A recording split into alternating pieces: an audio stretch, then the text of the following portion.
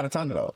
Well, what's going on, y'all? I see everybody on here doing these individual conversations, and then I had the bright idea to like, maybe I should do a video. Yeah. I didn't know who was gonna ask me questions or whatever, but hey, here we are. Yeah, you got the perfect people. Huh? You got the perfect two. You think so? You ready? Yeah. So I'm gonna say, Wes, I feel like I haven't ever really seen a clip of you being interviewed. How does this feel? I'm chilling. I just hope y'all ask the right questions. Oh, we got the right question. Well, let's just start off with something light. Tell us about young Wes and, you know, how he was, what was his mindset, him experiencing life growing up. Right. Young Wes grew up in the hood, whether y'all want to believe it or not. I grew up in Bowles Park, Hartford, Connecticut. It was what would be considered rough around that time. You definitely could not be gay. So I don't know what I could be, but for whatever reason, when I came out my mama's vajayjay, I was feminine cunt. And were you really feminine? Not into like the lipstick and all of that, but I had a little switch in my walk and a little like whatever. I wanted to play with Barbie dolls. My Little Pony was my jam. Do you have siblings? I have one. Girl or boy? Brother. He older? Talk about his brother. He older or younger? Younger, born on my birthday. So y'all share a birthday? Correct. That's interesting. We don't get into all that. Go ahead. But yeah, that was me as a kid. Early on, I was told that being me was a no-no. At 5 years old, you say being me, you meant gay. Being the gay you. Gay. So you was born gay? In my mind, yes, I believe so. I didn't came out wanting nothing else but men. At 5 years old, I grabbed a guy from across the parking lot. I think his name was Carlos or Luis, some Puerto Rican. And I brought him into my room and we was dry humping. And my mother was like, at 5 years old? You said 5. Yeah. So he's a gold star. He's a gold star gay. Hey. Is that what they're called? Yeah, when you born gay and you've only, have you had sex with women? I have had sex with I forced myself to, yes. He forced himself But he to. did it. So he's not a gold star anymore. He lost his gold star again. Oh, that's what that means? Yes. Oh, okay. So gold star means you've only had one with a woman or interaction with a woman, no desire and not gonna do it. The kind of ill, if it even. Oh, it's definitely that. But but yeah, so as a young kid, that was my life. My cousins, David and Kevin, were the masculine young guys in the family, and they were like, no, you need to play sports. We're going to teach you how to play sports. You're going to learn football, basketball, because I was tall. But I didn't like sports. So the arts is what I found out, that you could still do arts and not be gay. Completely gay. He just the artistic guy, creative guy. So I was like, okay, cool. Let me be the creative guy. And that's my little quick journey. Okay. You want to shoot? So was your mom and dad together? Was they in a relationship? Did you grow when up they with your had mom me? and dad? So they wasn't together the whole. When did your dad leave the home? My father was a stereotypical black man that left his child and left his child. How old was you when your father left the home? 5-ish, 6-ish. So you do have memories with him? With him per se, no. Of him as existing, sure, but as a father, no. When's the last time you saw him? Ooh. When I was in Florida, he came to visit me. I had a breakdown. It was so horrible. Not in front of him, but when he left, I was just crying like a bitch. What do you think that breakdown was about? It's about, not being wanted. I mean, literally, he decided to go somewhere else and take care of another family, have other kids, and was the father for them. Do you think it was because of him and because of your mother? He couldn't, I just think he wasn't a bad. He was a bad father. It wasn't a to good you, parent. but was he a good parent to the other people? I don't know them fuckers. I don't know. You wouldn't know that. I wouldn't know. Have your mom ever talked about him and the relationship with him? Not that I can remember. I mean, because he was the standard, typical deadbeat person. But you don't think that it could have something to do with more with his relationship with his? I don't care what relationship he had with the mother. I'm here. Yeah. I don't. I want to say I definitely understand that. I think that we don't want well, I wouldn't want to penalize somebody for the decisions that parents make, right? It's all kinds of dynamics that go on in there. And we're, you know, as the children, we're too young to understand. You know, the reality of it, it was their job, your mother's job, to be present and to figure out what type of relationship she had with you, and then your father's. But moving on from the parental side, what about your relationship with your siblings, which you touched on earlier? What's your sibling? There isn't one. He's the complete opposite of me. It's like Bobby and Whitney, black and white, like two polar opposites. Jail, he knows baby mamas, he knows drugs, he knows gun toting. He's completely that side. And I'm the adverse of that. Don't want to go to jail, don't want to hold a gun. I don't like vagina. So y'all don't talk? Nope. When the last time you spoke to him? Well, we argued sometime last year before I blocked him and made the conscious decision to not talk to him ever again. Because for whatever reason, he likes to get drunk and he likes to like belligerently argue or yell. And then the last topic that he got on was the fact that I'm not gay and that I do like women. And he said you not gay? Correct. So yeah, I just hung up. He said that you are not gay. He was not gay. That I'm not gay and that I need to be with women and I need to move to Connecticut and start a family and be with them. Connecticut is where he lives. That's where I'm from. Yeah. Connecticut. Ain't nothing all about Connecticut. The flip side to this is he wants you close. And a lot of heterosexual people do not understand gay life. That's not but he won't accept him for who he is. To tell him that he's not gay and to come like that's crazy. Like how do you know? Like you don't know me. Like not know. He does not know at all. But the thing is that you can tell he wants to be closer. And, I'm good. And y'all life paths are totally different. Which is probably why the bond. Yeah, but he not coming in like he want to be closer. He coming in judging and telling him who he think he is. Yeah. Yeah, not good. Yeah, it's not good. It's unfortunate. It's unfortunate. Because before my mom died, I don't agree with nobody in your family being able to have access to your life if they don't treat you the way you want to be treated. Like, I don't care if it's mama, comma, like, drama. Yeah. If you don't treat me the way I want to be treated, like, we can't have a relationship. No, I get it. I definitely get it. So we got young Wes. Now, tell us more about adult Wes and when you started making that change from young Wes to, you know, where you are today. First, before we get into that, I want to know, like, before we go to the adult Wes, I want to know, like, as a teen, like, when did you, like, really, like, experience, like, love outside of your family? That's a good question. You done? It looked like you want No. I was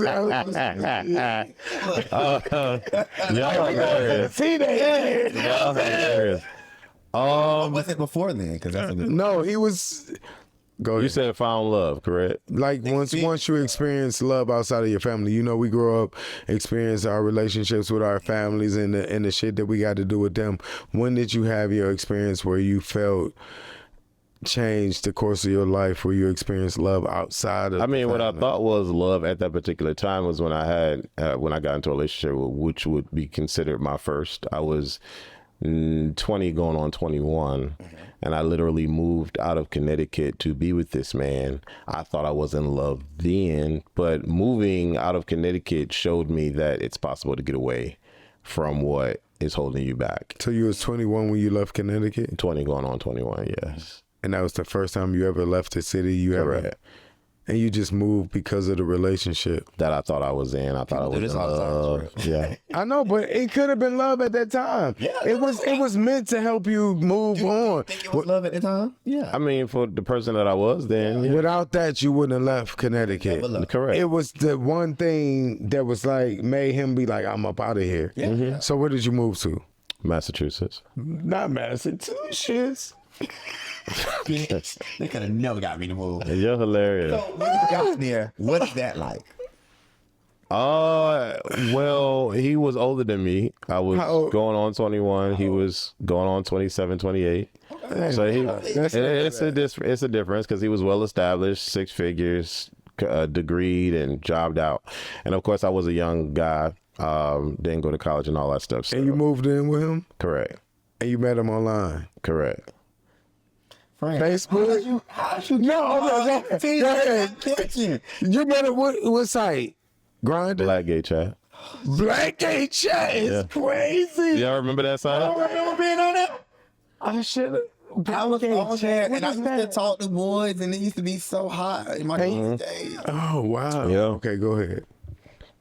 So you met him, you moved. What was that experience like? You got there, he was older. I mean, it was great. The house setup was like a hotel. It was very pristine, very clean. It wasn't the hood. It wasn't the ghetto. He showed me what money could get you, and it was great. But of course, I'm young and don't really have my life established, and I'm moving into his world. It was not going to work out. Okay. Yeah. So when did it start turning bad? Like how long After was the it first good? year. Oh, so it was good for a year. What do you consider bad? What's bad? When I started to realize that I don't have my life set up, I don't have any friends out there in Massachusetts. I don't know anything about Massachusetts. Am I going to go to college? I don't know if I'm going to go to college. I need my own money. I need to work. Blah, blah, blah. So it wasn't nothing he did. It was all you just feeling like, okay, I'm out here. It started there, but then at the same time, he ain't really making no better either. It was just like, okay, you're here now. Go get a job. Okay, you're here now. Okay, but what's wrong with that? He was motivating you to do something. It wasn't motivational. It's a different type of motivation, though, right? So he said, go get a job. I think, you look at getting, they're supposed to empower you to, hey, man, these are your options. Yeah, there's a way to do it. Yeah, there's a way. So how did he do it? The opposite. Was it? It was like I should know what it is, and I should know what I need. How old were you? 20 going on 21. So I think the thing is that in his mind, you're making adult decisions. You're moving, and I can't speak to it really truly. Yeah, I'm rationalizing it. You're making adult decisions. You're stepping into the adult world. So I understand his mindset, but the flip side. But the thing is, when you come from a family that doesn't really raise you, it doesn't really teach you much of anything, and you're living in the hood, and all you know is that you want to get out of it. There's not much to really go off on. So what did you do when you moved there? You was just chilling at the house? Pretty much.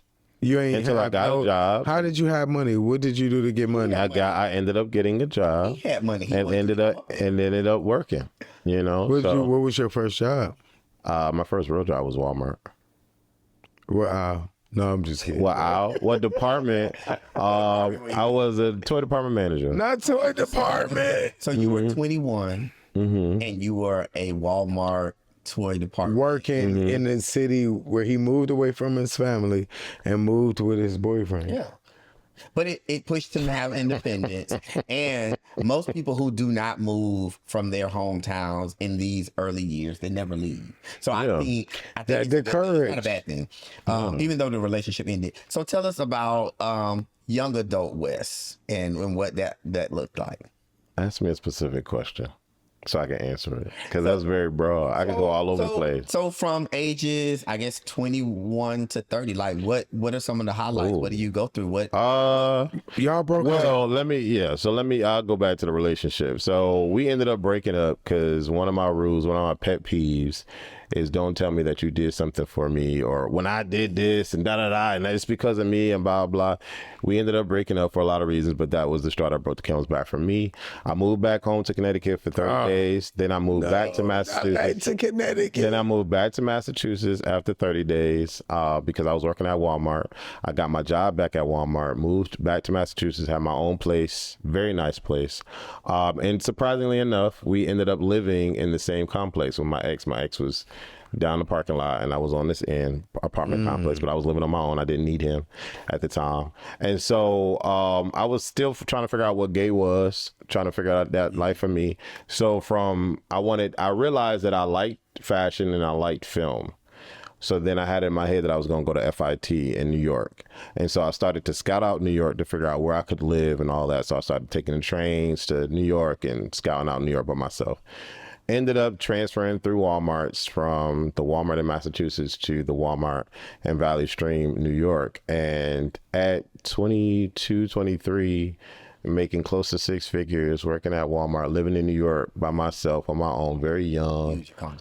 I was like, oh, I'm about to live life. I'm about to figure out what gay life is like for me.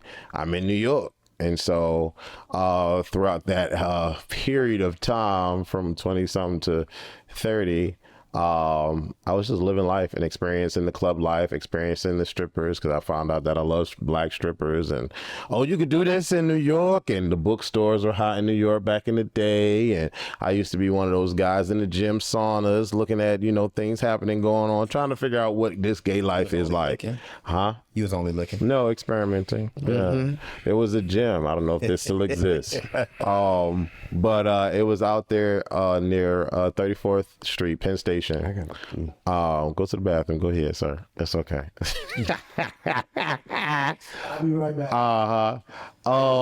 And they saunas was all glass, and so like when it would steam up and you couldn't see nothing, so that would be your chance to like. Anyways, so yeah, unfortunately, I say unfortunately because I feel like if I would have had better guidance, better parental guidance, to put me in a better trajectory with education, that I would have been set up better. But instead, I was just trying to figure out what When you gay say life was. You mean?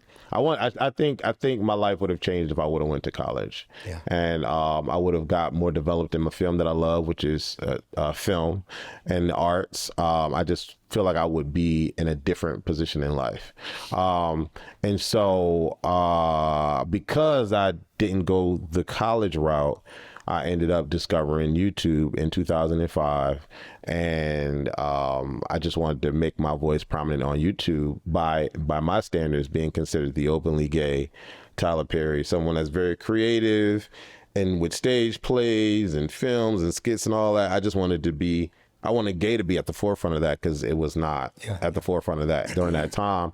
And so that's what I told myself. In 2005, I created AC Online at the time. And then AC Online got canceled because of YouTube copyright infringements. I was trying to do reviews on Chris Brown and Rihanna. And back then I was feeling like the full concert's up and you couldn't do that. So then my page got taken away, and then I developed A Connection TV. And then, I just started doing skits and plays and, online stuff. And it was fun. And then that's when Mona Simone came about and all my characters, because I created an actual story, an actual stage play. Never got to do the stage play, but over the years, I just kept up with my YouTubes. So I want to say, I know that it's probably not the route that you would have chosen for yourself, but that's how life happens, right? And I think you were on the right path. There are people like myself who have went to college and still not at the pinnacle of which I should be at. And that's one of those things that I feel like I struggle with. You feel like you do everything right. You graduate from high school, you go to college, you graduate from college. You want to be in this workforce, so you work hard, but that really does not always change it for people. And I know this by coming from, Tallahassee FAMU, that it's all about networking. You mentioned earlier, you kind of skipped over this or kind of fast. You lived in the same complex with your ex. Did y'all talk at that time? Did y'all have sex at that time? So in the beginning of the relationship, I was the bottom. And then I realized that this is... So you started out as a bottom. Let me finish. Oh. And then I realized that this was not for me, per se. After how many months? It was too long. And so... in that relationship before it ended, he became the bottom, and I realized that this is what I like to do. And so when I moved back, the bottom, you asked him, "Can you try it?" I can't remember, but I ended up being the top. So much so that when I moved into the same complex, he always wanted to suck me off or like get the D and blah blah blah, and I was happy to oblige because he gave great head. And then I felt like it put me in a bit of a control space because I'm making the same money that you make, and I got my own place now. I'm not a kid no more. Right. I live in the same complex you live in, bitch. You know what I'm saying? So he came to your apartment? Huh? He came to your apartment when you fucked? Either or. Y'all flip back and forth? Either or. You got to get into it. They didn't flip because at this time you it was. Yeah. Right. So you was just fucking him at this time. Correct. But doing him. We still on YouTube. Y'all be hey y'all. F-bomb. Yeah. So I think that this is typical, right? Especially with the age differences and stuff. How did that make you feel to be empowered? I think that kind of put me in a position of wanting to be more in the lead on things, like having more of a control, because I never wanted to put myself in a position where somebody was going to tell me what they needed me to do because I was living in their house. So it never happened again. And it just fed into my personality. Moving to New York, 6 figures, ain't nobody telling me shit. I'm young, I got my own shit. You know, I don't need nobody else. I don't need roommates. You know what I'm saying? So that kind of like fed into the persona. That's why I'm daddy today and will always be daddy every day. Okay, so when did you move to Atlanta though? 2017. 2000. Did you live in any other cities before moving to Atlanta? So I went from Connecticut to Mass to New York to Florida, and now I'm in Georgia. New York and Florida. Tell us a little bit about your Florida experience. I'm a Florida boy. Florida was whack because from the sense of gay, black gay, because I'm coming from New York where there's so many options, then to go to Florida where there's no options. Why did you move there? I wanted to get closer to Atlanta because I felt like I failed in New York. So you moved to Florida to get closer to Atlanta because it's right there. Yeah, it's right there. So why do you think you failed in New York? Because I didn't go to FIT and I wasn't doing anything in film. And I was in New York, which is could be considered a fashion and film city. So yeah, I lived you was in more Florida into fashion, for into 3 years. More into fashion, and you was more into fashion than film. Both were equal, but I felt like film was a space for me to be a little bit more creative. When you moved away from home and you got in that space, why do you think you were not able to, you know, explore those avenues to flourish in those areas? Being in New York, I was just focused on work. Work was where the money was, and it allowed, like I said, it allowed me to live however I wanted to live. I was young, making 6 figures. So you didn't go out and date a lot in the lot? It wasn't about dating. It was about discovering whatever gay looked like for me. So I wasn't high off on finding a love life or finding whatever kind of life. I just wanted to know if I could just be me and not have to answer to anybody. Family wasn't there. It was just me. And I wanted to discover what that would be like. Like, what is gay? I didn't know. Did you find out in New York? I found out some of the stereotypical tropes that, you know, plague the gay life. Like what? Like getting into a relationship really early, having the person live with me because I was no longer living with anybody else ever again. Having that person be a pathological liar, discovering that he had HIV. Move in? What? Okay, so that is deep. So Yeah, you so moved a guy in that you was feeling, Yeah. and you moved him into your apartment, and you didn't know he had HIV. No. So how did you find out? How did you find out? Back then, I'm gonna tell it. Back then, I always used the condom, which was weird because that's not my life today. Why is that weird? Back then it was different though. It's weird. You had to use a condom back then. But even with that being said, it was just always what I did. It never was a thought to not use one. That's good. It was always a thought because it's like, oh my God, I'm gonna die if I don't. Like that was the thought back then. I'm gonna die if I don't. Right? Versus now, it's not that kind of a thought. But either way, I moved him in. And it was off of, again, you know, pre-love jitters. Oh my God, this guy's so great, so perfect. You should live here. He couldn't keep a job. Found out that he was, you know, stealing money from the company. It was one of those things, pathological liar kind of thing. Then I was walking. I think I said this on Coach Club. I was walking home one day from the train stop, and some guy walked up behind me and said, "Do you know Kenny?" And I turned around and said, "Yes." He said, "That's my boyfriend." The dude you was talking to. Correct. Some stranger came up to me. At the same time? Wow. At the same time, what? Y'all was in a relationship. I was in a relationship with Kenny. And some stranger walked up to him. You know Kenny, that's my dude. Yeah. And then right after that, so the dude came from behind me this way. I was walking to my apartment this way. Kenny comes up from the same block this way. So now it's 3 of us on the street, and he's mad at the guy for obvious reasons, and I'm just laughing because I'm walking back to my place. So he got to figure out where he's gonna go because I live by myself. Well, not by myself, but it's my place. So anyway, I laughed it off because I was like, this can't be real. This is for what? For real? Anyways, after that, I discovered that he was cheating, which made me want to go get tested, which made me realize that he had HIV, and I feel like he always had HIV. He just never said it. So that's... But crazy me, and I'm sure this has happened to a lot of y'all out there. Crazy me, even though I found all this stuff out, I said, you don't have to worry about anybody loving you because I'm going to love you still. You got a good heart. I do. But it didn't last because he just kept lying, and I just didn't care no more after that. Like, it was one time, I remember it to this day. He was so upset. I can't remember why he was upset, but he was so upset, and I was just on my computer doing something with YouTube or whatever, and I was just laughing because I'm like, you're upset, you're yelling, you're in my apartment, you have nowhere to go, you have no job, no money, you're mad at me for what? And I just kept laughing. He couldn't take his anger out on me, so he took his anger out on the wall. It was hilarious. He punched the wall. Mm-hmm. Wow. But so you stayed with him even though you knew he had HIV? I broke up with him after that. After you found out? After he punched the wall. Yeah. So it wasn't the HIV that made you break up with him. It was punching the wall. Because at that time, I'm not going to say I wasn't aware of HIV. It just wasn't as prominent in my life like now. Like, I mean, I thank the Lord that I was always using a condom because I just never cared about it that much.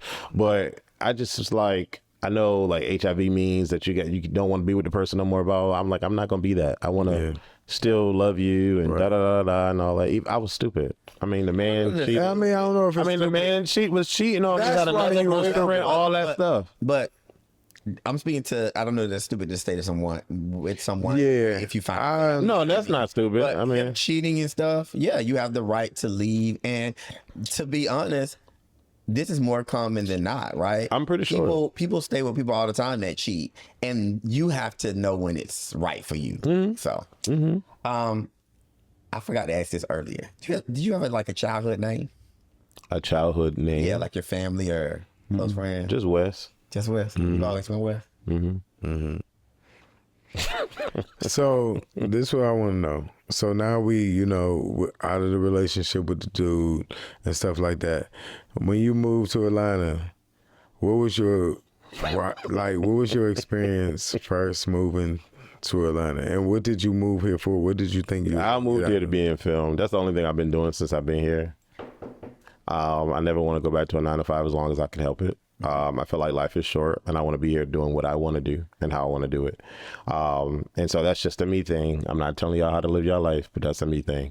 So I came here by way of film, doing freelance directing and camera work for a local porn company out here. A local porn company? Porn company. So you was filming porn? Mm-hmm. It was a quick way for me to get money. And then because I was doing YouTube, I was making a lot of money doing YouTube. Someone had reached out to me that watched me on YouTube, and I was told them like, yeah, I want to move it, because that's how I got to Florida. I said it on YouTube and then moving to Florida. So I said it, I want to move to Atlanta. Somebody that watched my thing was like, hey, I got a room you can rent, blah, blah, blah. So I ended up, that was my quickest, fastest way to get to Atlanta. Obviously I ended up getting my own place, but yeah, that's how I got to Atlanta. So you moved to Atlanta for film, and a lot of us know you for film and shows and stuff.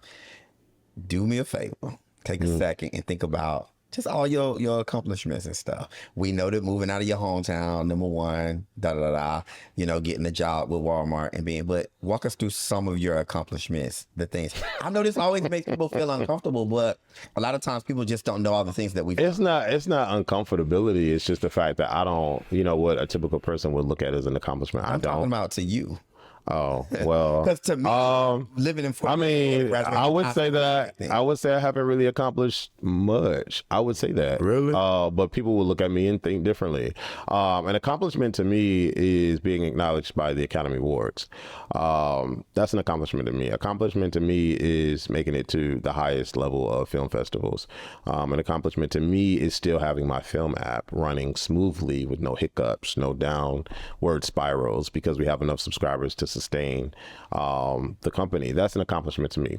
Outside of my high-end criteria, I know that my voice is prominent internationally, and that's not a boast, that's just a fact. Every time I come across, or every time I go somewhere out of state where I live, I always run into somebody that says, thank you for your videos, they've helped me a lot, you've entertained me, I didn't know how to be gay until I saw your videos.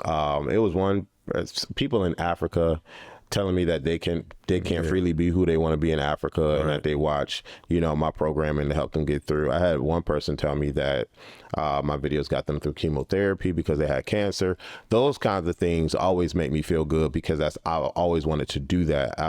I never had anyone that I could look toward to be like, oh my God, he's so amazing. And he's openly gay. It's like all these prominent figures, we don't know if they're gay or not because they're all DL, but Wesley is openly gay. And even to this day, I still kind of kick myself for that because I've been discussed in so many conference rooms with high-end celebrities, one of which is in jail right now.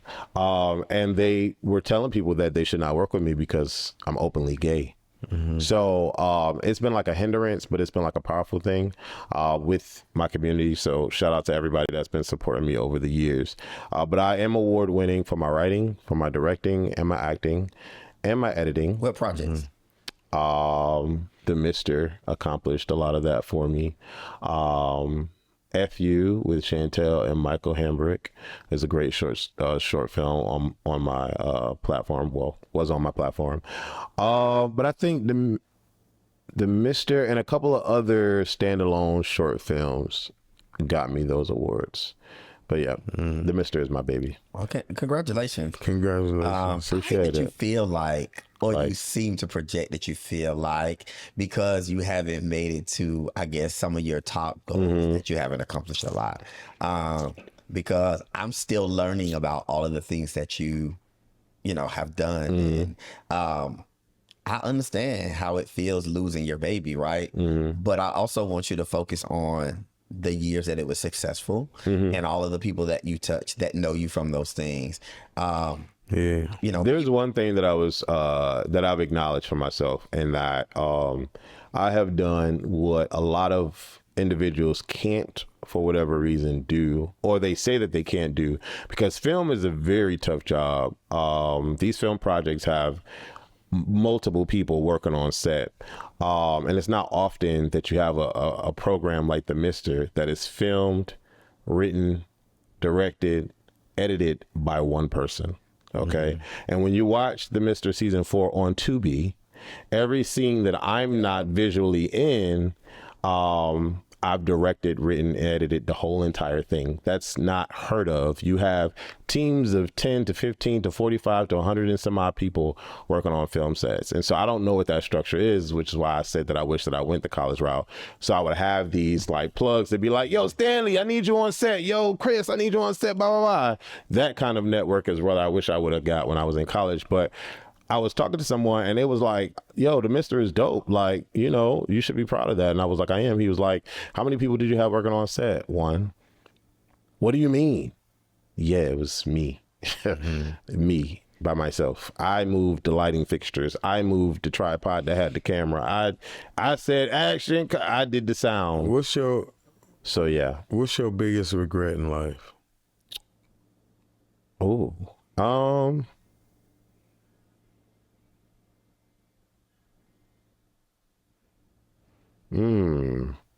The one thing you wish that you could just take back and it would just change. I'm being with my ex. How many exes do you got? 3. And out of those 3, how long did each one last? Just give me the years. of 2, each 2, one. and 4. 2, 2, 4. And the 2, one 3, that and 4. 2, 3, and 4. And which one do you wish that you really regret? I'm not gonna say because everybody knows. No, which one would Just you say 2, 2, or 4. Which one? The 2, the 2, or the 4? I'm not gonna say because everybody will know who I'm talking about. So you're not gonna tell us whether it was the first 2? I just want to know which your biggest regret is, and you said it was one of your relationships. Yeah, It was one of the 2s. I'm not gonna say because you really don't know what I'm talking about. You're hilarious. And why do you think that would change the course of your life, eliminating that relationship out of your life? I think I would have gotten through not having to deal with some mental abuse, some verbal abuse. I think it's interesting because a lot of individuals don't really realize the impact or power that that type of abuse can have What on a did they person. say to you? I'm not gonna go into full details, but it was a little bit too much. And I don't think anybody should go through any type of abuse, whether mental, physical. It wasn't physical. It was off. We had fought before too. Did you ever swing on them first? No, I defended myself. And So they hit you first. hit? No. What did they do? Pull me out of the bed. Pull you out of the bed. Correct. Why they pull you out of the bed? You're getting real specific. No, I'm just saying the people want to know. Like, it wasn't like a punch. He didn't punch me in my face. so they just snatched you out of the bed. Yes. Why? Because you wouldn't get up. Correct. I don't know if that's a reason. But that was Why his wouldn't you reason. get up? You was just I didn't want to be bothered. We slept in 2 different rooms. And I y'all slept in 2 different beds. rooms. Yeah. In a relationship, y'all started out sleeping in 2 different rooms. No. So when did y'all decide to go to the 2 different rooms? After year 1. And it's a 4-year relationship. Correct. Okay,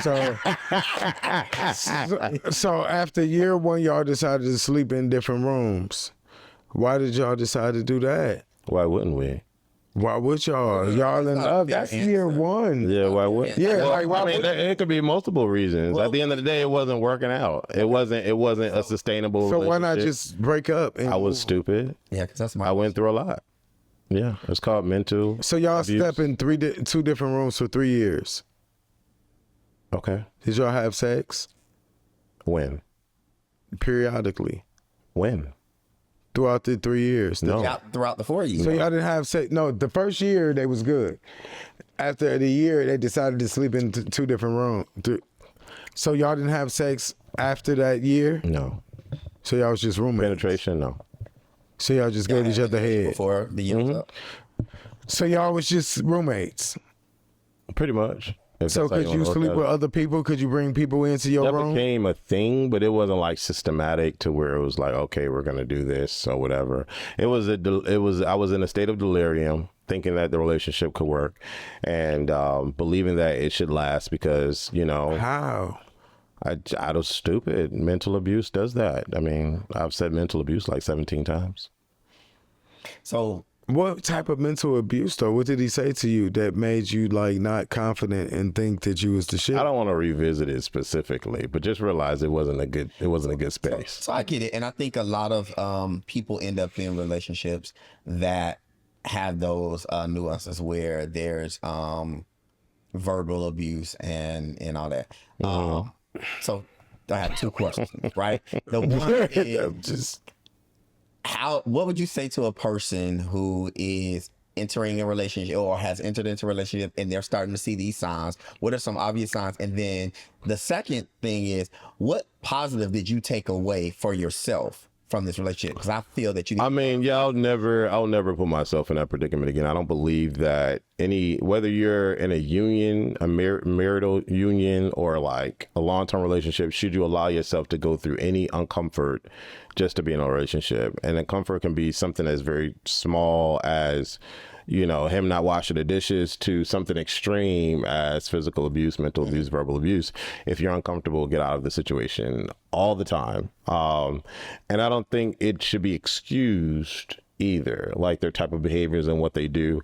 It was a bad situation. So I would never and am never going to go through that again. I mean, I'm talking to somebody now and like, it's interesting because this person is a beautiful person, amazing person, all of the good things, but I'm still thinking about a lot of the things that I allowed, and I just will never go there ever again.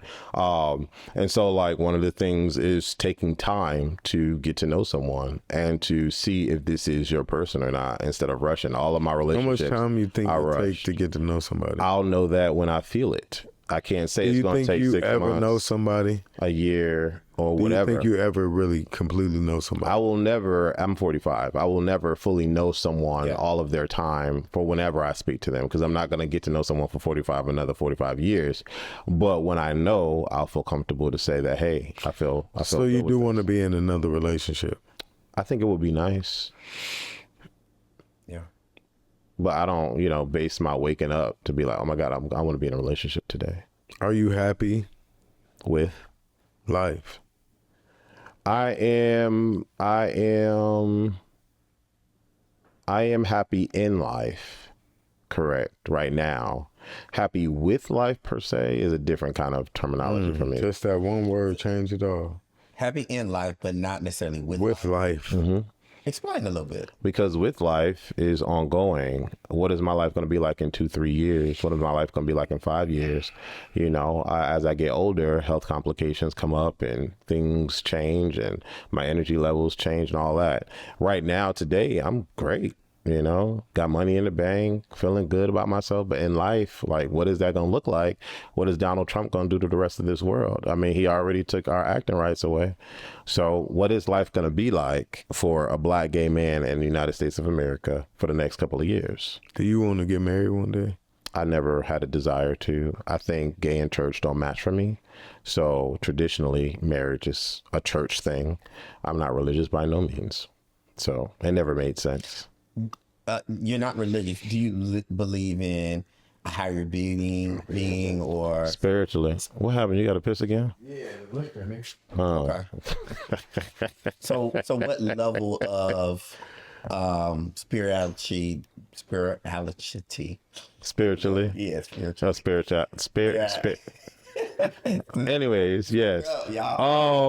It's light. It's light. I don't, I believe in a higher being, but the higher being within, not necessarily in the heavens per se. But the higher being is a sense of self and understanding you 100% and allowing yourself to be fully you 100%. We only tap into a small percentage of our brain power. And I feel like when we dream in a world that's beyond us. And it being beyond us is interesting because it's like in our dreams, we could touch it. We know certain things. Like, I don't know if you had a dream where you were a doctor and you doing surgery on people, but stuff like that. I feel like our brains retain so much information that in our dreams, it's a freeing thing. We know all of these different types of knowledge. I'd be speaking Spanish in my dreams, all type of shit. It's so interesting. But either way, I feel like deep within us is a higher spiritual being, and we just need to tap into it more. I think that's why a lot of people like, meditate and stuff like that. I could be wrong, but it is what it is. You okay, friend? Yeah, I'm good. Okay. I can definitely get with that. Yeah. Yeah. So I want to switch gears a little bit. Okay. Friendships and things of that nature. Okay. What makes a good friend in your eyes? What do they have to have? What does that look like? Have to have per se. I don't know, because I have friends in different areas of life, like not wealthy and then pretty well off. So it's like I have different types of friends.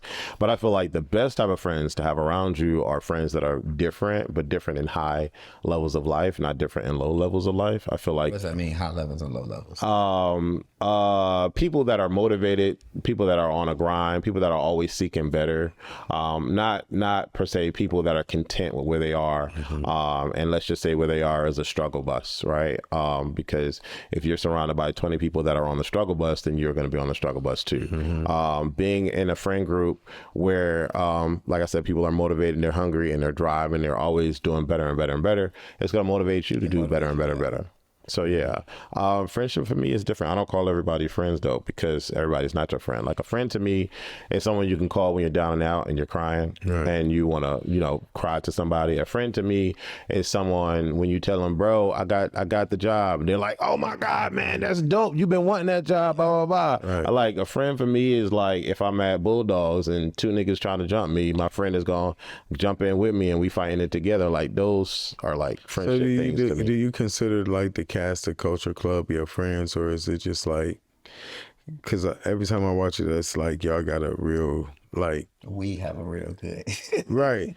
So it's like, are those your friends, or it's just like? So I consider some of Culture Club to be like, well, no, let me say this. Everybody on Culture Club is a different level of a friendship to me. Through doing Culture Club in Atlanta, I've discovered that there's It was a different Culture Club? I started Culture Club in New York. Oh, why I didn't see the New York one? And then it was Florida. What? See, this is something I know. Yeah. It's a New York and a Florida one? Where them niggas New at? York was like the very beginning.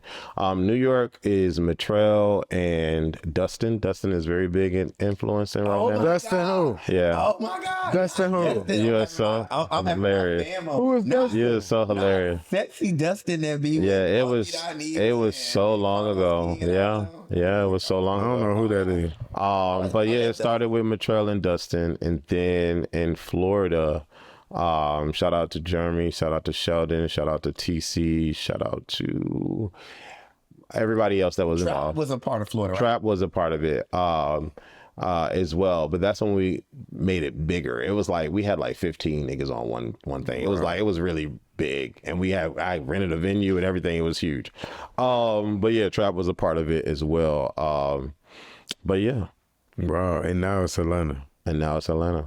Wow, see, I ain't know that. But yeah, I look at everybody differently for different things. Okay. I've done different things with everybody, and everybody ain't equal. And I'm sure like I'm not equal to everybody that they have in their life as well. So it just depends on the dynamic and the. What do you think about the Culture Club? Like as far as like the vision of it, like where do you see it going? Where I would love Culture Club to be, I think Culture Club is the last thing I'm holding on to, honestly, because I've kind of like left film behind. Don't let go. Just let me finish. And so like when I think of Culture Club, I think Culture Club is still impactful in a lot of ways. I love reading the comments. I love when y'all put your comments, because it lets me know that you're watching. It lets me know that what we're doing matters. But where I would love to see it, not so much syndicated on television, because television is dying, but like if we had like a full-blown budget, whether Netflix or HBO Max or whoever wanted to invest in like The View. The View is very prominent for women voices. I think Culture Club would be prominent for gay voices, gay Black voices specifically. I would love to see that. I would love to see us tour in cities, do like 10 cities. A Culture Club tour would be crazy. 10 cities out the year, and we go and we be on stage live with a live audience like we did that one time. I think it would be great. We have another live show coming up eventually. But yeah, anybody that's out there that would like to sponsor Culture Club, that would be amazing. Go ahead. Let's see what I had on that. I think I'm gonna move away from friendship. Oh well, when was the last I guess breakup or end of a friendship that you had to deal with? How did that make you feel? Similar to what Tyrese was saying on one of the Culture Clubs, he had discussed that somebody just completely left him in his life, and he had no reason why. It happened the same thing with me, a friendship of over 11 years. I called him my older brother. We went on a Palm Spring event. I always do like events and trips. We went out on a trip. Tyrese was there. And a couple of other guys were there in Palm Springs for Latino Oasis. Great time, great experience. We leave, we come back home from the trip. He disappears, vanishes. I don't hear nothing from him. I try to, reach out regularly, because we talk on the phone regularly. Wasn't responding. Maybe like a month or so after the fact, he haphazardly responded, "Oh, my job, blah, blah, blah, been busy." But, that's no excuse to just completely like vanish and disappear. And so after like a while, I did a cabin trip. My mom passed away, and a couple of close people, and talk about friendships, like the people that came to the cabin, I would have never thought they would have came to the cabin, and the people that I wanted to come to the cabin couldn't make the cabin. So it was like there's different levels of friends and how they show up for you in your life. But my mom passed, and it was my birthday. I'm going through a lot. People came out to the cabin to support, and so one of the guys that came to the cabin was like, "Oh, so I heard from such and such, and word on the grapevine is that he's straight now, and he found a woman, and blah blah blah blah blah." And so I was like, okay, cool, but that's still no excuse, because we wasn't having sex. Like, I don't, generally speaking, have sex with my friends. It wasn't until I moved to Atlanta where it was like, you can have sex with your friends and like, it'd be a thing. So I wasn't having sex with him. It wasn't no relationship. We was legit brothers. You could have told me that you starting to have feelings for women and want to, switch your life, because he was religious and all of that stuff too, and wanted kids and all of that. For whatever reason, he felt he couldn't tell me that. He vanished out of my life. He tried to say happy birthday to me this year, but I just ignored him. I completely understand that. I think it's That's crazy. I think it's really insensitive to not communicate. Yeah, it's simple. And I want to say that I'm not taking away from understanding what he could have been going through or what people go through when they rationalize things. I just don't know that it's fair to you on the receiving end because you didn't know what was going on. But I have another question for you. Okay. When was the last time you were emotional and you cried? Oh, I think it was like maybe last month. I thought about my mother. Okay. Okay. Yeah. So you're not a crier usually? I got really, really sensitive and emotional after my last relationship, which was a fuck fest, a F fest, and then my mom passing really like wore me out. So now, like when I watch movies and the parents die in the film, I'm crying like a bitch. You was close to your mom? Not as close as a mother and son should be, but towards the end, before she passed, we got closer, and I was actually able to tell her I love you. So what makes you like cry? Like when you like think about it, like if y'all wasn't that close, what? I said we got closer before she passed, and I was actually able to tell her I love her. So when, you know. So how long was that before she passed? About 3-4 years. Okay. Mm-hmm. Yeah. And so I think I can kind of understand, never been in this position, don't know many people in that position, but finally coming to terms and feeling like you guys are working on something and you know, it being taken away with. But we had already established our relationship before it got to that point. It was just one of her dying wishes was that me and my brother would come together after she passed. So y'all, and that haven't happened yet? It did for like 2 months, and then he fucked it up, messed it up. And so now I will no longer talk to him ever again. You ain't willing to try again? Huh? You say ever? Ever. Not gonna try again? No. He's not an adult. He doesn't know how to. I'm very much an adult. I have the ability to communicate and listen and talk. So I don't deal with people that don't do that. Can I say this? Sure. I think many times we think that we are the better communicators. Oh, I didn't say that. I just said I have the ability to communicate.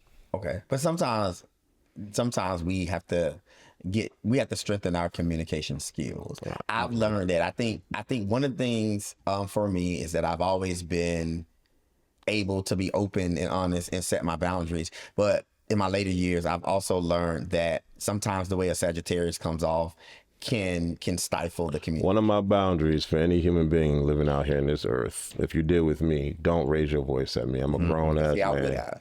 I'm a grown ass man. And you could calm the fuck down and talk to me appropriately. If you can't do that, then we're not talking. You can't do that, so we're not talking. It's simple.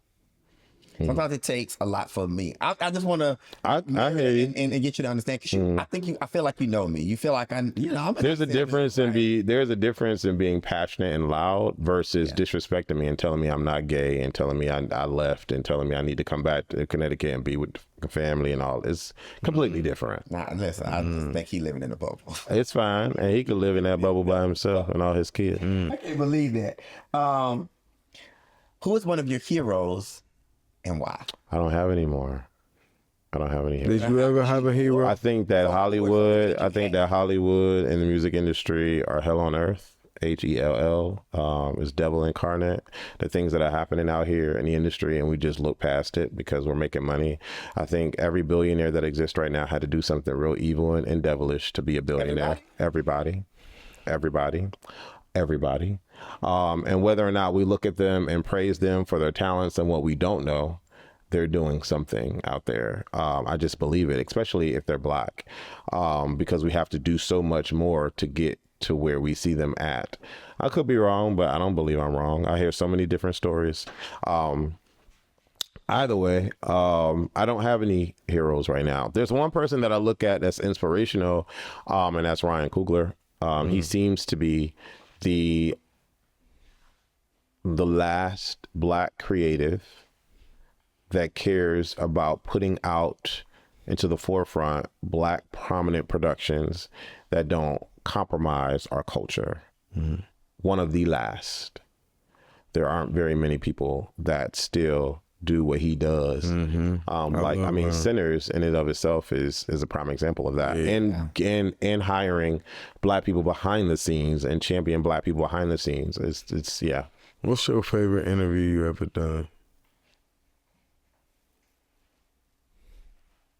Did a lot of good interviews. I have, but my most favorite was indirectly interviewing Brandy Norwood. Mm-hmm. She called me when I was in the middle of a YouTube video, and I knew I had an inclination that she was going to call because she said she would, and she did. And we were on the phone for, I think that video is still up on YouTube. We were on the phone with her for a good over 30 minutes, and it was just not a formal interview, but it was shooting the shit. And Brandy is my one, musically, celebrity, like it's Brandy. It's like nobody but Brandy. And this girl just called my phone because she got my number. What? So yeah, 2012 was a great life because was a great period in my life because she closed a dark chapter that I had in 2012 because I had got held at gunpoint in my apartment. And that was the first time that I really looked at Black people differently. And so I had to come out of that dark spell, and then she closed that year out with a bang. So thank you, Brandy. Thank you, B-Rock. I love you. That's amazing. You touched on the dark period or the time where you had got robbed and you felt the way about Black people. Mm-hmm. I know that you're kind of coming out of that. What did that look like? Because I know you and I have had some discussions. It was very stereotypical. Anything hood, anything ghetto, anything ratchet, I didn't want to be a part of. I didn't want to be around. I didn't want to support. I didn't want to be in favor of, because that's what robbed me: hood, ghetto, ratchet, niggas. Mm-hmm. So, and I'm still big on not giving Black people an excuse to hurt Black people.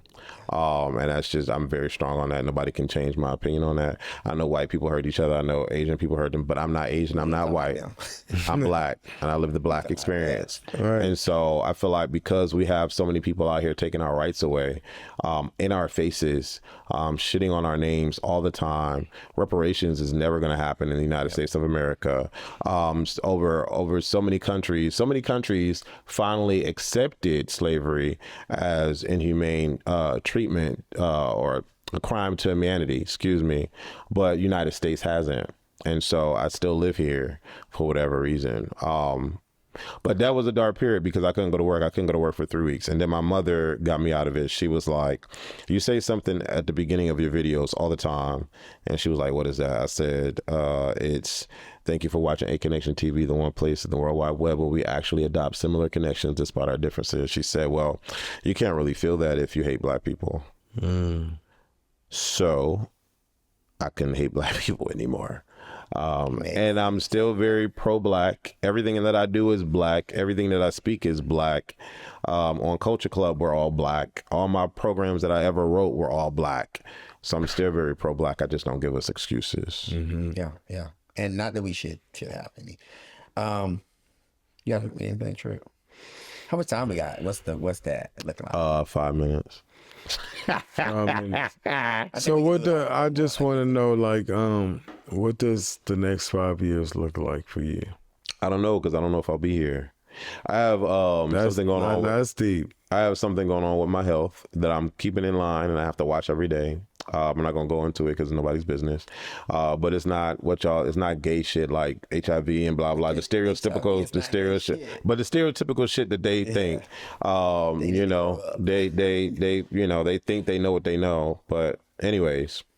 So I don't know. Everybody's like, Wesley, you ain't going nowhere. You're gonna be fine. Blah blah blah. Just keep doing you. But I'm a pessimist at heart, so I don't believe in the positive and all of that stuff every time. I'm gonna think negative 50 things before I think. But do you think thinking negative could affect the outcome of? It can. I mean, I've gotten better. But like, for example, if you be like, Wes, I want to hang out with you tonight at 10 o'clock, blah, blah, blah. The first thing that's going to come to my mind is that we're not hanging out at 10 o'clock. And then the second thing that's going to come to my mind is that you're probably going to flake and not really own up to that or call me or your phone's going to get whatever. Why is that? Because is that what you use? That what typically happens. Yeah, it typically happens. So that's what I mean by pessimistic. But I think we know these people, right? And if you don't know them, you're gambling. But most of the time, I don't like to gamble. So I know my friends that will show up. I know my friends that will show up for an hour later. And then I know my friends that may not show up. Well, it's kind of difficult. It's difficult for me to know that because even in Atlanta, I came to Atlanta working. I didn't come to Atlanta to socialize. So all of my actors, I didn't want to befriend them, but that's all I knew was all of my actors. And it wasn't until I started. I can't even say that everybody that I know now, I know through ACTV. I don't know anybody through like running through life. Nobody from running through life. Well, Florida, but that's it. You're the only one. I think the number is higher than that, but I get your point. It's not very many. It's not really. I mean, Devin. I can name a few. You know, Trap from Florida, not from Trap is A Connection TV. That's Culture Club. That's Culture Club. You knew him before. No, I didn't. That's Culture Club. I'm telling you.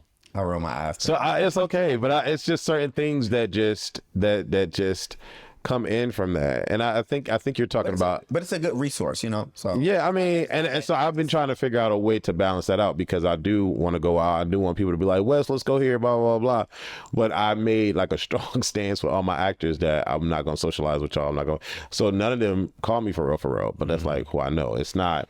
I got more. Are you like lonely? Or are you good? You said what? Are you lonely or are you good? Lonely? No, I'm not. I love being by myself. You're a loner. At heart, yes. Do you want to be in love again? You asked this, I think, and I said it would be nice. Yeah. No, I ain't asked that. Oh, okay. It's already on. No. Yeah. Run the footage back. We're gonna look at it later. What helps Wesley relax and just clear his mind? What helps you do that? Playing video games. Crimson Desert is amazing. If y'all haven't played Crimson Desert, it's phenomenal. Shout out to Pearl Abyss. Listening to music, going to the movies by myself, being creative. I have an album out now. I wrote all the songs. Go check it out. Where can we find it? It's Soul and Near is the name of the album because I'm an engineer of your soul and through my writing. That's how I wanted to coin that. But yeah, check out the music. So yeah, writing music has gotten me together. What happened?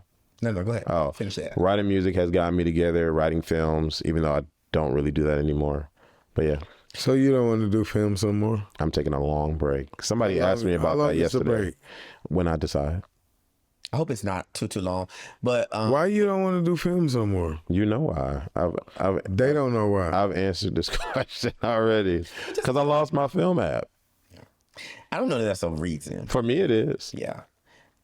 Where can we find the project? Because what project? The music project. Oh, it's out on all platforms. If you go to Spotify right now, Google Soulinaire, SOULINEER. My album will come out, and I got 3 more albums that's gonna drop before August because I got this big cruise coming up.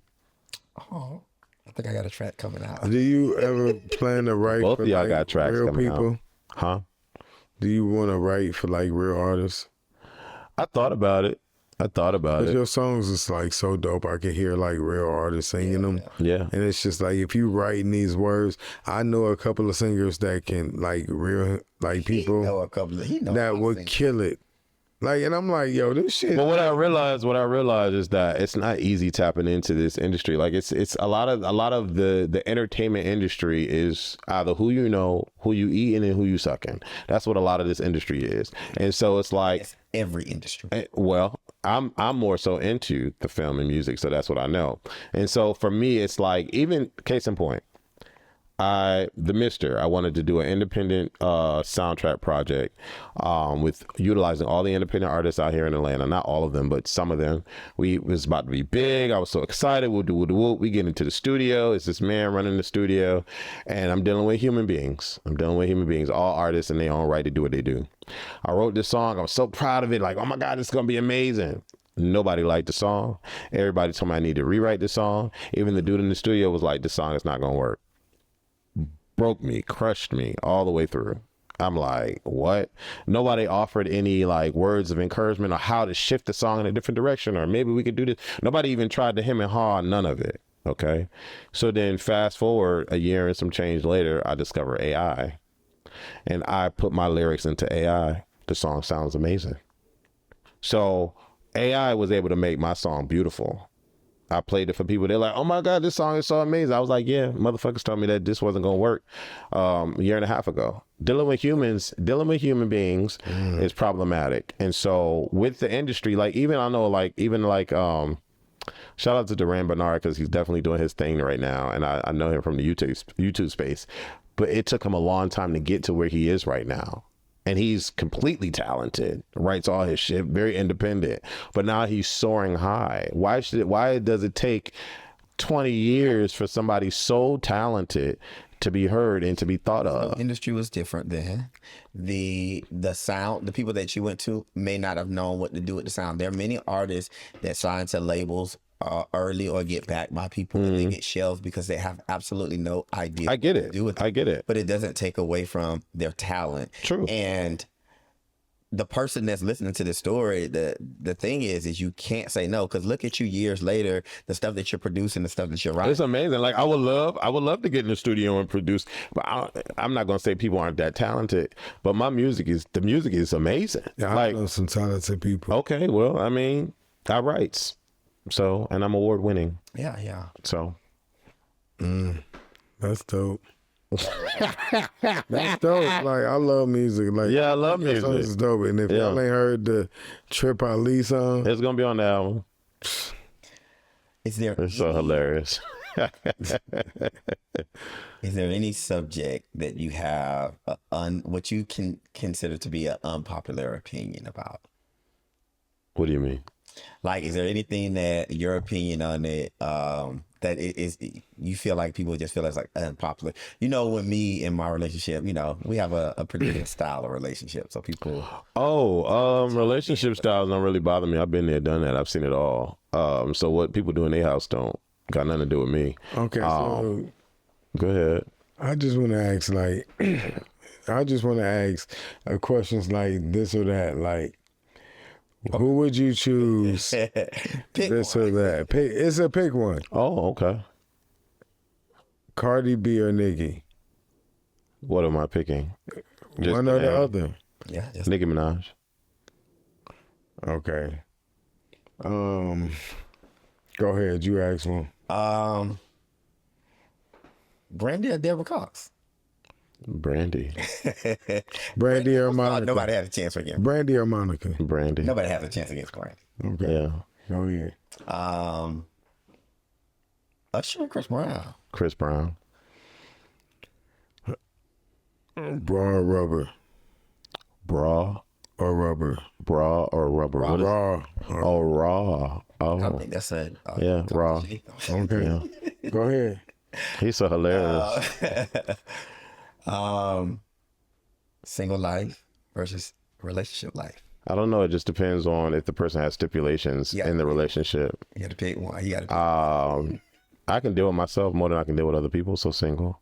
I wasn't expecting that. So you prefer single life? You asked me to pick, and I chose. What's something about yourself that you learned in the past year? That my resilience is still evident because after losing my app, I'm still able to live, and I'm only able to live because my mind thought to go beyond the box and get into travel. But I saw the writing on the wall back in July 2025 because we're in 26, and I knew that I would be in this position 2026. So I made plans and preparations, and here I am. So Y'all are coming on one of the hottest your new cruises, huh? Travel is your new thing? Yeah, you coming on a trip, right? Yeah. Okay, yeah, it's my new thing. Yeah. I tell you, brother, I'm proud of you how you were able to transition into the new space. I had no choice. Well, you put in your good energy and your blood, sweat, and tears into it. And I pray that this flourishes for you. I'm very, very proud of what you're doing. I appreciate it, and I've always been community based, whether anybody knows it or believes it or whatever they believe. I've always been community based. Again, very pro Black because 97% of the people that are going to be on that ship are Black. gay men. And I always have been in a position to do things for my community, and I'm happy. These guys are coming on the trip. The trip that I'm talking about is Beamin' on Virgin 2026. It starts August 7th in Miami. Then we, from August 8th to the 13th, will be on the ship having a great time. It's a PJ party. We have a Shades of Nude party. We have a red party called Scarlet Night. I know that on my birthday, August 11th, that the Red Dress Run happens in New Orleans. That's great. Have fun. But for my brothers that are over 35, because it seems to be predominantly what this group is going to be about, y'all want to do something sophisticated, great upscale aesthetic, being around your brethren, come on. Beamin' on Virgin cabins are still available. Go to wesandfriends.com, WESAND, friends with an S at the end.com, and these guys are going to be there. And we finna have mother flipping ball. When I tell you, me and Trip finna turn up. This is gonna be my first time going on a trip with Mega, with Trip, David came to my first B-Man. David Shirley came to my first B-Man, had a time. Trap came to my first B-Man, had a time. Kyle Levine came to my first B-Man, we had a time. And it was back in 2018. I rented out a resort in Fort Lauderdale, sold it out. And, that's when COVID happened the year after that, and I couldn't get it back. But I was like, why not bring B-Man back? And so we're going to be on a cruise. But next year, 2027, go to wesandfriends.com. I'm taking over an all-inclusive resort. The resort is flashy as, because I only do quality for us. And I would love y'all to come. You only have to take $100 and put it down for deposit, and then you have until March 2027 to pay it off. It's way cheaper. Now one too. It's way cheaper than the cruise, because it's gonna be a beautiful time. It's gonna be a beautiful time. Did y'all ask me all y'all questions that y'all need to ask me? I want to make sure we don't run out of Did y'all feel like I learned a little something? I learned a little bit. I did learn a little bit. I learned a lot. I learned a lot. You're hilarious. Do you have any particular values that are really important in your life? We talked about some of those friendship values, but I don't know. I value time. Time is very expensive to me. Don't waste my time. Don't invite me out somewhere and have me waiting 4 or 5, 15, 20 minutes because you late. I hate that. That pisses me off. Time is I can't get it back. And I'm giving it to you. So I need you to value that. Yeah, I need you to value that. So that for me is like the utmost of importance. And don't lie to me. There's no reason.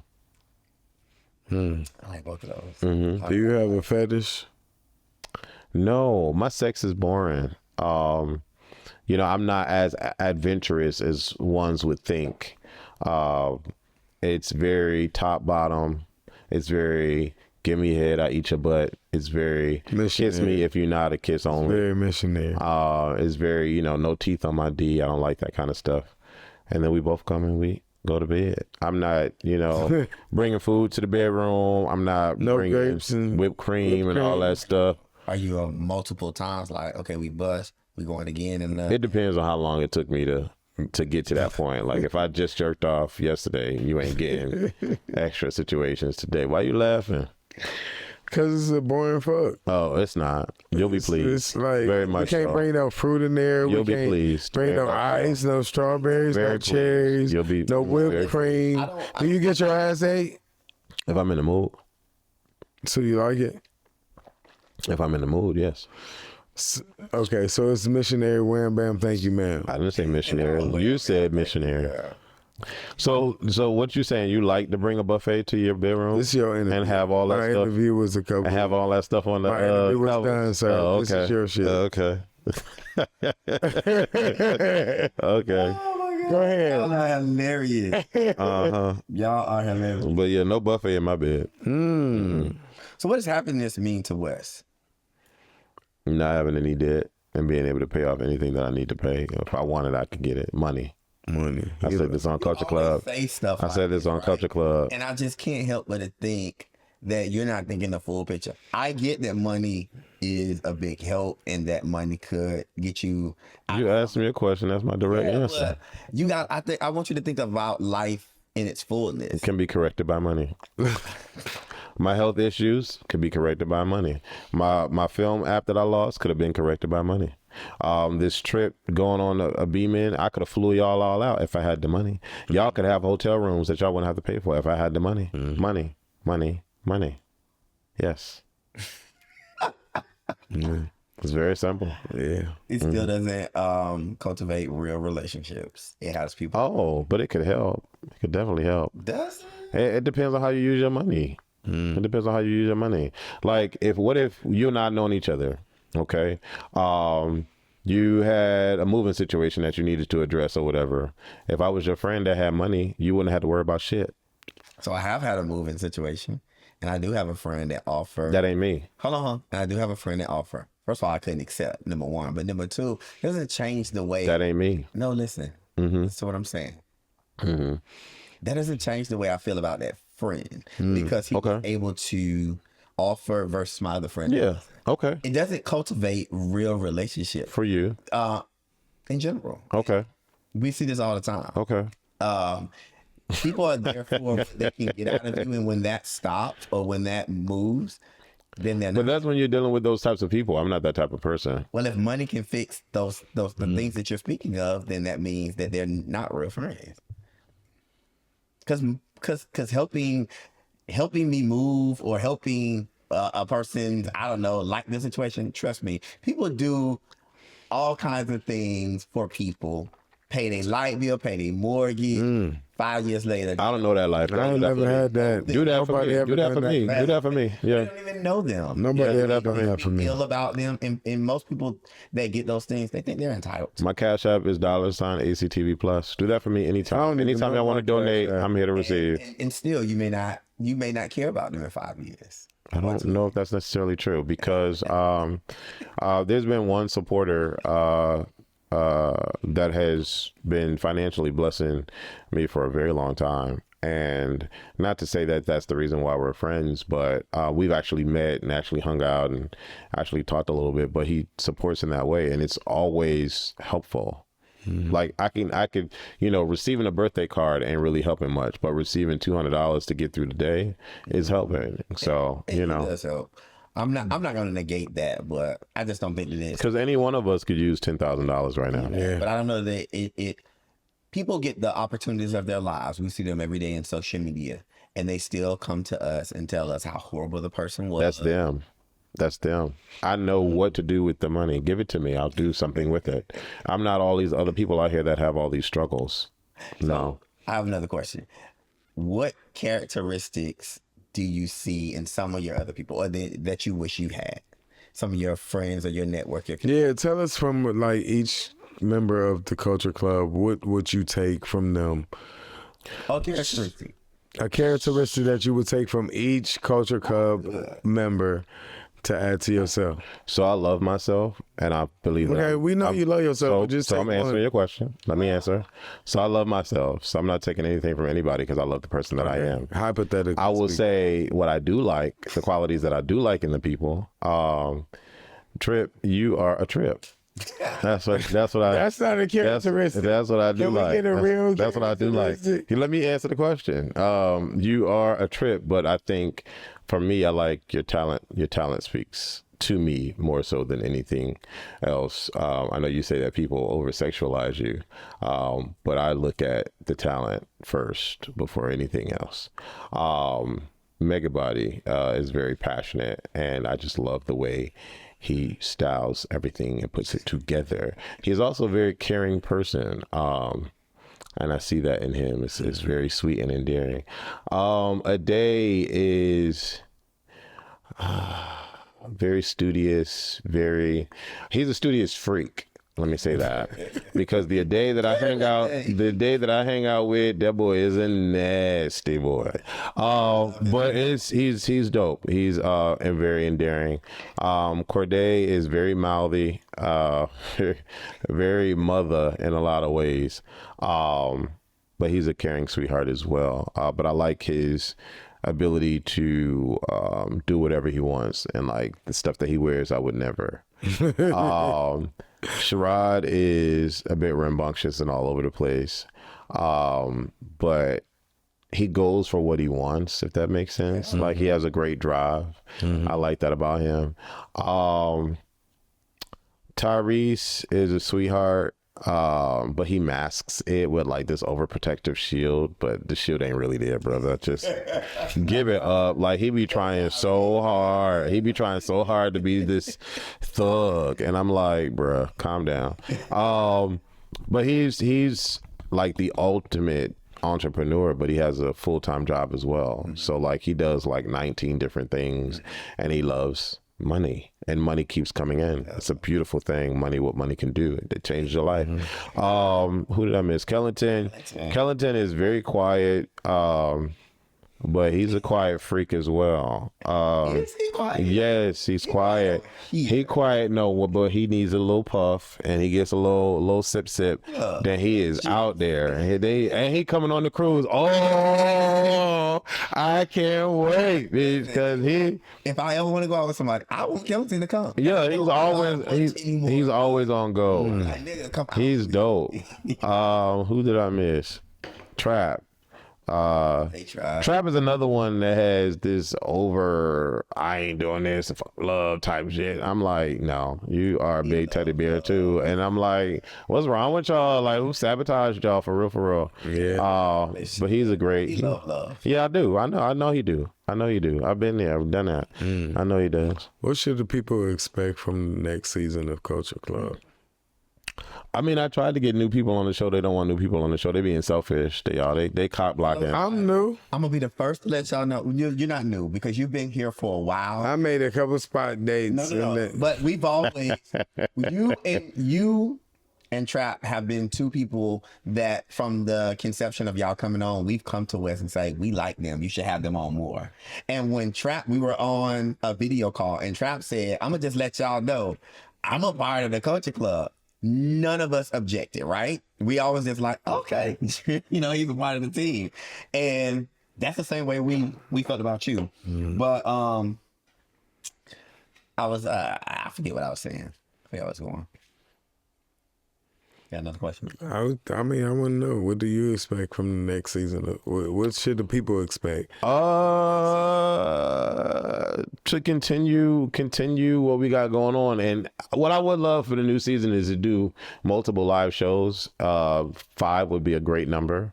And then I would love to get to a point where people like know we're going to be live, so they want to come out and just be a part of the live show. What 5 shows, 5 separate live shows. Year. Over the year? Well, a season is 30 episodes. What is it, every 3 weeks we do. So that's a long period of time. So it's possible to do. I would love for us to go on tour and do the Culture Club, like on the road. That would be nice, but you know what would help that? Money. Yeah. Sponsorship. Yeah, money. Yeah. Mm-hmm. Okay. How y'all feeling? You asked all your questions. You got any? I know you want to talk about sex. You ask me one sex question. Listen, you don't want to talk about sex. No, because y'all spent a whole 3 hours on y'all episode talking about sex. Don't talk about ours. No, we didn't. We talked about what the people want to know. Oh, okay. Okay, you got one more question, and you got one more question. Okay, let me think about one. What do you enjoy most about sex?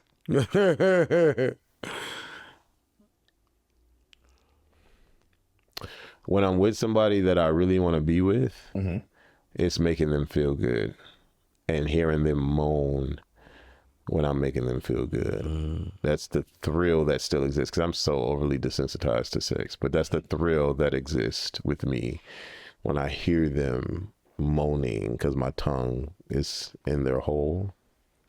Makes me feel good. When I kiss their neck and they makes me feel good. When I get to the second hole and I knock on that door and they're like, damn. The second hole. I always get to it. Let me start for they be like, he approved, he know what the second hole is. Yeah. That was so what's your one?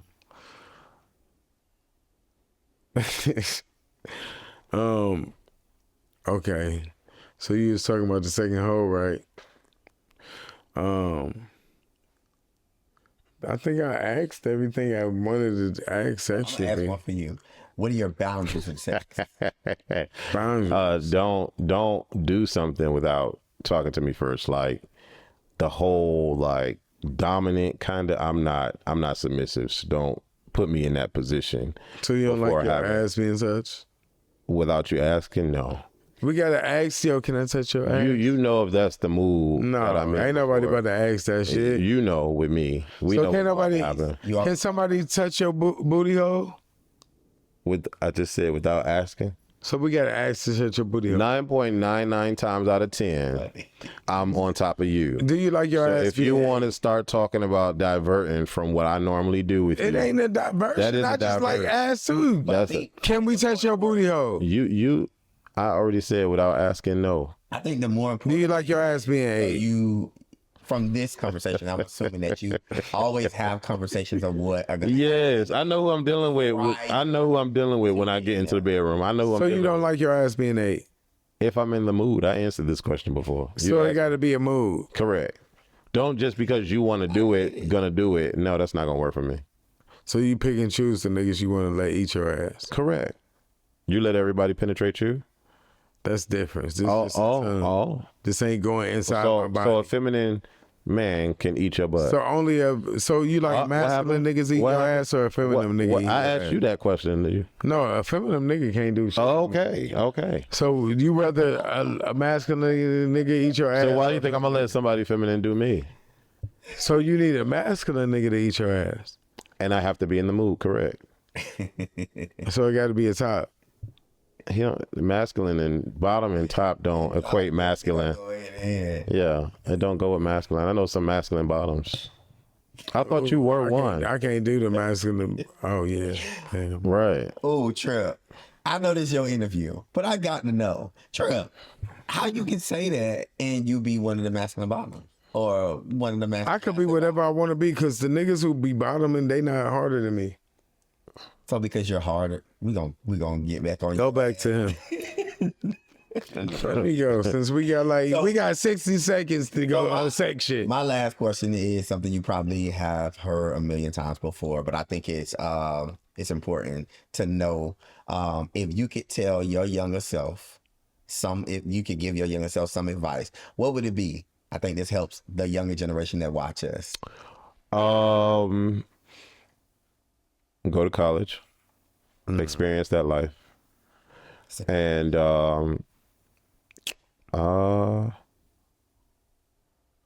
I would give him my established friend code and be like, "This is what a friend is to you."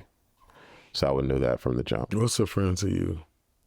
I expressed this a little bit during the No, interview, just. but I'll go back to it. A friend to me is me not having to put on any kind of mask when I come around you. I'm always be Wes. I have the ability to always be Wes around you. A friend to me is someone who encourages me, uplifts me. It's someone that we don't even have to be equally yoked, but he's heading in the direction that I admire and aspire to be to, or vice versa. I want to be able to have a good time with this friend. I want to be able to ride or die with this friend. And I want to be able to look, me and my friend looking at something similar, and we just start laughing, and we ain't even got to say shit to each other because we know what we laughing about. That's the type of friendship I want, and that's what I like. Wes, I know we knocked on a lot of doors. We didn't stay in a lot of areas for a long time. I always knock on the second door, though. I always do. See, he want to take us there, y'all. And I mean, it's what it is what it is. I just got to remind people. Is there anything in any area that we talked about tonight that you would like to get more clarity on, or you want to go into more detail? What I've realized being as open as I've been with my life, I think I probably would not be as open either. I probably would tell young Wes to like, chill out, don't be too gay too quick, because I think if I started off not being as openly gay, I would probably be further in the industry, which is why a lot of high paid powerful people in the industry are still hiding in the closet. But yeah, I will go back to that, but I don't know, I love life and I love experiencing life, and I just want only positivity around me. I don't want anything other than positive. Like, if you got an attitude, don't come around me. If you got something to say about somebody, don't come around me. If you crying woe is me and not doing nothing about it, don't come around me. I just want positive energy all day long. That's it. One more question, because I'm finna end. You see how we took over? You said we got No, like, I'm like, No, it's fine. It's fine. go ahead. You ask. so my last question is, of course, like we always do, introduce yourself to the people and let them know what you got on your mind, or give them a message. Hey, I'm Wes. Listen, everybody is not going to understand what your path is. The only person that needs to understand your path is yourself. You don't have to prove anything to anybody. Just always continue to focus on self, and everything else will just blend in the background. I had to learn that at an adult age. I wish I knew that earlier. Also, parents, take care of your mother and kids. If you decide to lay down and bring people into this world, take care of their asses when they come out of this world. Teach them about credit cards, teach them about finances, teach them about love, teach them about working, teach them about ethics, all of the things, teach them about going to school and the benefits of that. Do your job. And to the Cast of Culture Club, I can't wait to start season 5. It's gonna be dope. And stay watching and supporting. Stay watching us and supporting us. We love y'all. Thank you, Wes, for allowing us to interview you. Thank y'all for sitting through this. I hope y'all found some new things that y'all like and love about Wes. And I found out some new stuff. you found some new stuff? What you found out? Stuff too. That I knock on the second door all the time. The second door. You All the can't- time. Not the first door. You got to open the screen door. The second Open up time. the I always real not. door. I always not. And it ain't no peephole. And they always let me in. Yeah. All right, well, that's it. Anyways, this is a wrap. This is a wrap. Y'all are hilarious. Y'all hilarious. Y'all are hilarious. Yeah, let's get tipsy. Yeah, I was tipsy. He was tipsy as hell. I gotta go to the bathroom. Oh, I gotta go to the bathroom. We go.